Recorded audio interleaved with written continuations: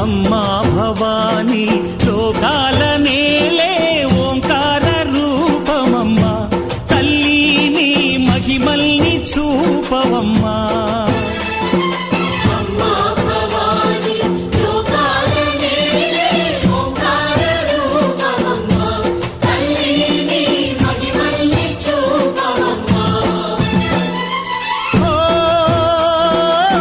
సృష్టికే దీపమా, శక్తికే మూలమా, సింహరథమే నీదమ్మా. అమ్మ దుర్గమ్మ భక్తులను దీవించుమా.